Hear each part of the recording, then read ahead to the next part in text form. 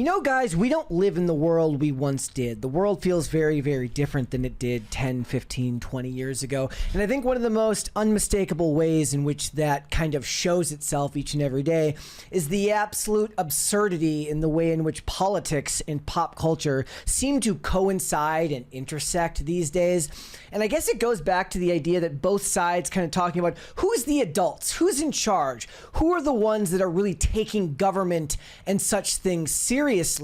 And it's hard to really believe that either side is doing so, for me personally, because I think the politics of those on the far left have kind of infected the traditional Democratic Party and turned it into something that I don't recognize. So I don't take them seriously as a serious party. And on the right, I think the reason why people on the left have such a hard time taking things seriously is kind of that adage people have been saying since Trump initially took office. Some take him literally, but not seriously. Others take him seriously, but not literally.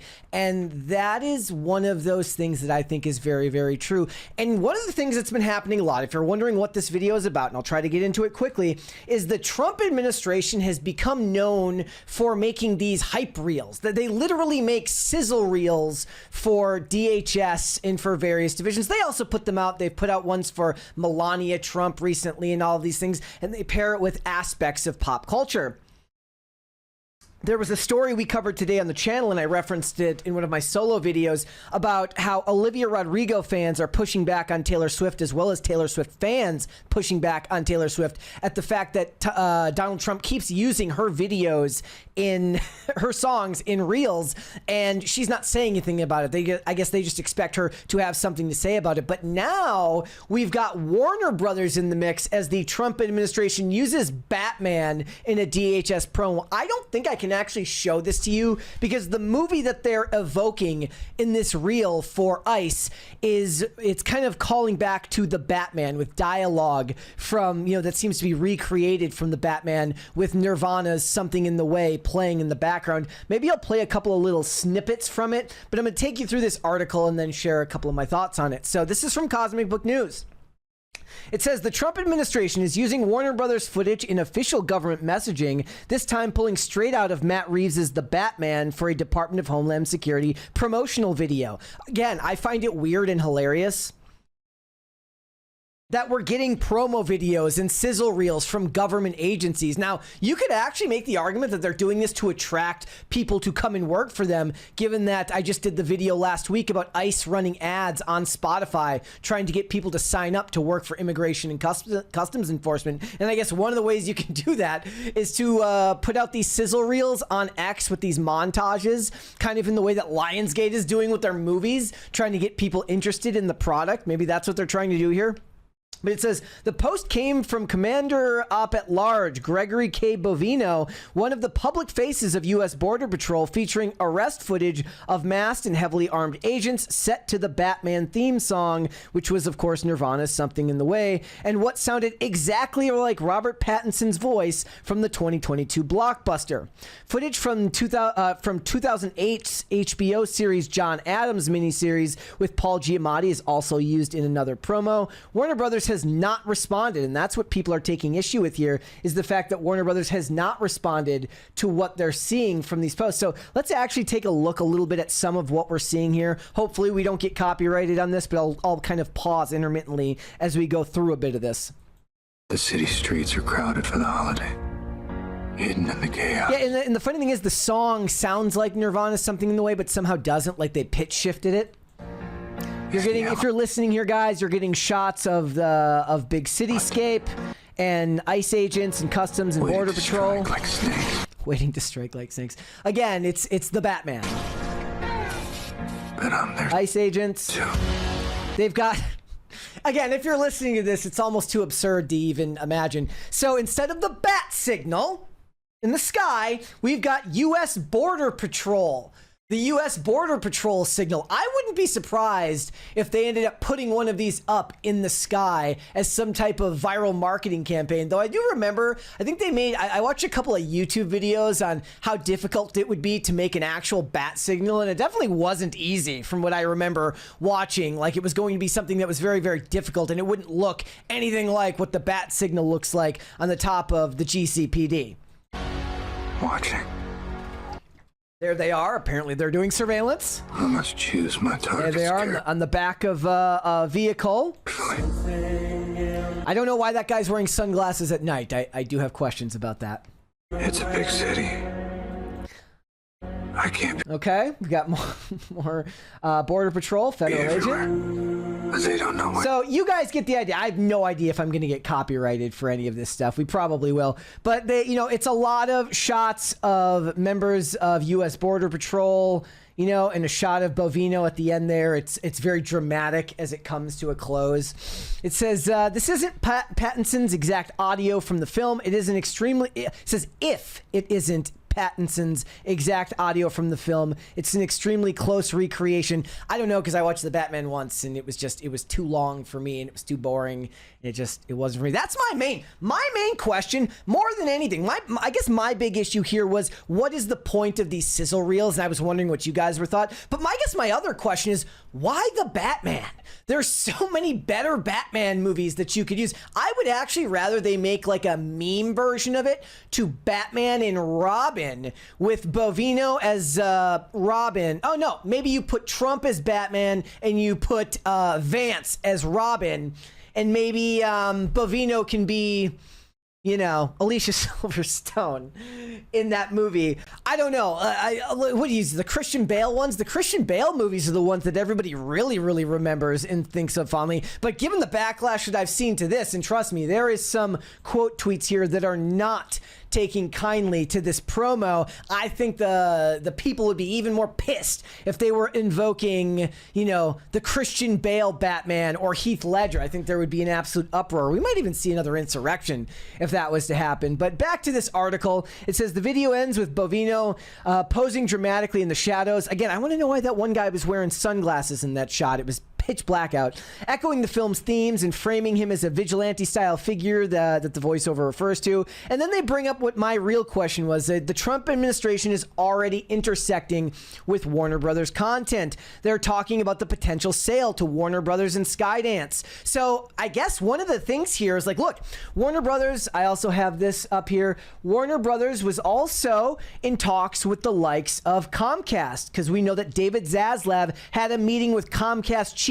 Brian Roberts as sales talks ramp up, and that Comcast was looking to put together an offer. We've also seen rumors that there was the potential that a group from Saudi Arabia was preparing an all-cash bid for Warner Brothers. I don't know if any of that is true, but what is true is that whatever ends up happening, if Warner Brothers does want to sell, it will face serious regulatory hurdles, just like David Ellison with Paramount and Skydance. They needed to have a friendly face in the current administration to make sure that those sales could go through. So it's actually possible that when these articles that are written here, and what we have from Deadline is they refer to it as agitprop. So they're literally referring to it as agitative propaganda, MAGA propaganda to try and put people off. But the thing is they will require, if Warner Brothers wants this sale to go through, whoever it may be, it will require some type of regulatory approval. And to do that,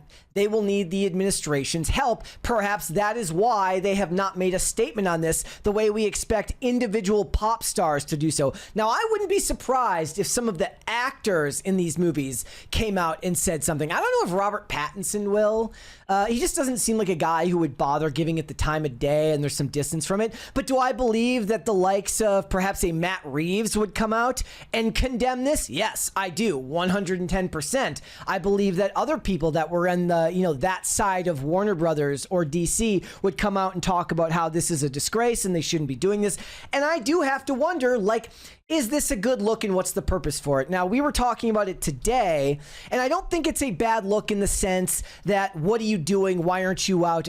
Mary was making the point, you should be out actually doing deportations and not making sizzle reels. Well, that's not necessarily entirely true, because we know that government runs, there's many, many people to do many, many different jobs. Just because some intern is at home cutting together DC, US Gov sizzle reels doesn't mean that they can't be out there, going through with the deportations that people voted for. But what it does say is, like, what does it tell people about the seriousness of the administration? But I guess I do believe that in general, we've had the discussion is, will the next generation of men and beyond be even more right-wing than their prior cohorts, whereas usually people get more conservative as they grow. We've seen such a pushback as far as the political Overton window that perhaps this is just their effort to meld pop culture and right-wing politics to make it something that can push the Overton window in a specific direction by inherently tying their ideas to figures within pop culture.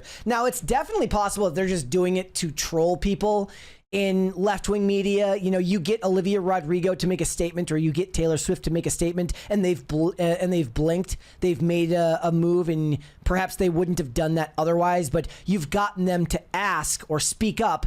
Thus, you kind of win because you've drawn their attention, and just by getting them to respond, you kind of have a win over them. But that's not always something that the average everyday person wants, right? If you're a normal person, you just want your grocery prices to come down, you want gas to be affordable, you want life to find some semblance of what it perhaps was prior to 2019. You're not involved deeply in politics. You don't follow the ways in which illegal immigration may hurt the U.S. economy and the way it hurts the average everyday citizen, as well as the illegal immigrants who are oftentimes taken advantage of. If you don't pay attention to all of that stuff, you're going to look at this type of thing and think, what the hell are you doing? Why are you wasting your time on this? You're not helping me. You're stroking your own ego. And it can be a bad look for the people who are not deeply politically involved or the ones who are already not on your side. But like I said, this could be something that's merely done to shift the Overton window on your political beliefs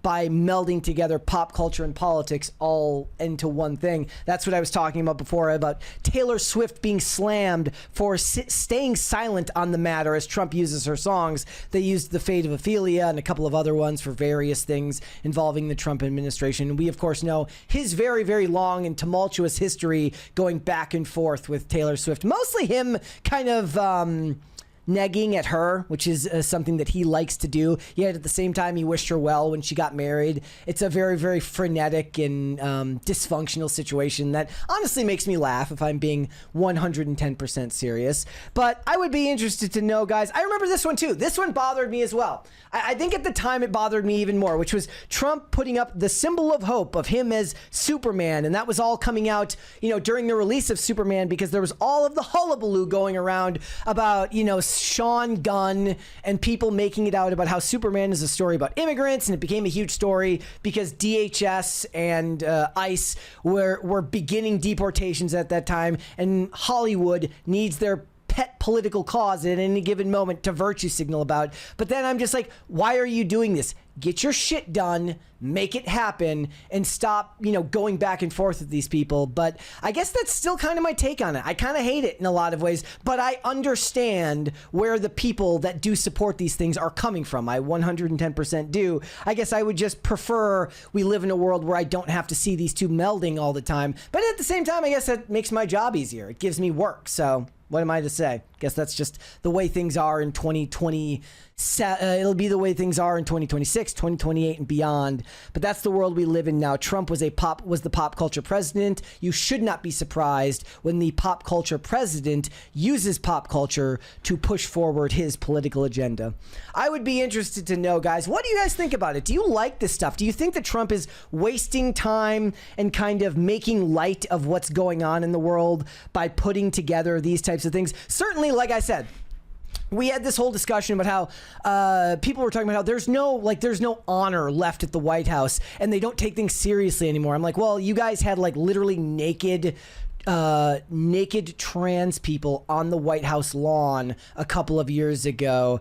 It's not serious. We don't live in serious times anymore. If there are naked people on the front lawn of the White House, on top of the many other things that we know, which is that celebrity endorsements of politicians don't move the needle at all. But I would be interested to know, guys, do you think this is a good idea? Do you think he's wasting time? What is the purpose of it? Answer those questions for me down in the comments below. If you don't know what the podcast is, guys, Pop Culture Crisis is live Monday through Friday, 3 p.m. Eastern Standard Time, which is, of course, noon Pacific.